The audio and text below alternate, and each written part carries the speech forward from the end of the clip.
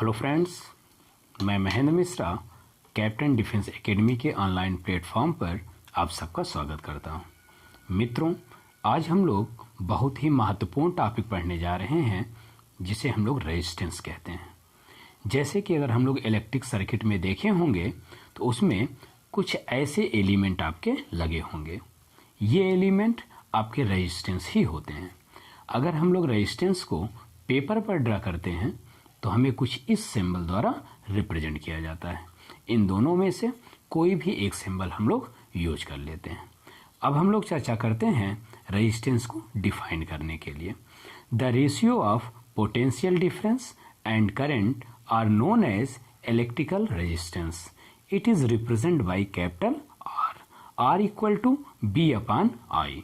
जैसे कि हम देख रहे हैं कि अगर हमारे पास कोई वायर है, कोई मेटल्स है, तो उसके पोटेंशियल डिफरेंस और जो करंट का रेशियो होता है उसे ही इलेक्ट्रिकल रेजिस्टेंस कहते हैं।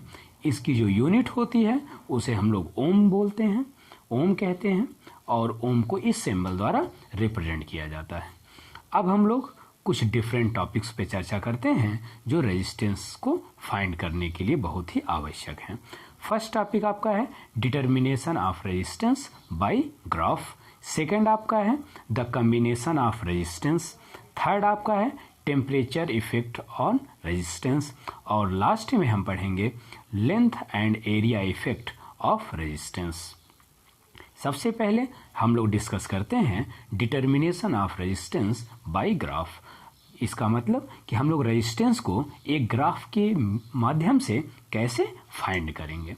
तो सबसे पहले हम लोग वोल्टेज और करंट के बीच में एक कर्व प्लॉट करते हैं जिसमें एक्स एक्सिस को वोल्टेज और वाई एक्सिस को करंट के द्वारा रिप्रेजेंट किया जाता है। हमें कुछ ऐसा कर्व मिलता है। हम देख रहे हैं कि जो आपका ये एक्स एक्सिस है ये आपको वोल्टेज को बता रहा है, जो वाई एक्सिस है ये आपके करंट को बता रहा है। तो वोल्टेज और करंट के बीच अगर हम कर्व ड्रा करते हैं तो हमें ये लाइन स्ट्रेट लाइन फाइंड होती है जो कि रेजिस्टेंस को रिप्रेजेंट करती है। The slope of V I curve represent 1/r, that means conductance. जो आपका स्लोप है इस कर्व की, याद रखिएगा कई बार पूछा गया है बी आई कर्व का जो स्लोप है वो किस फिजिकल क्वांटिटी को रिप्रेजेंट करता है। तो अमूमन ज़्यादातर बच्चे रेजिस्टेंस को बताते हैं, लेकिन याद रखिएगा रेजिस्टेंस नहीं बल्कि कंडक्टेंस को रिप्रेजेंट करता है। And the reciprocal of conductance are known as resistance. The inverse of resistance is known as conductance of substance. Curve से क्लियर है कि जैसे जैसे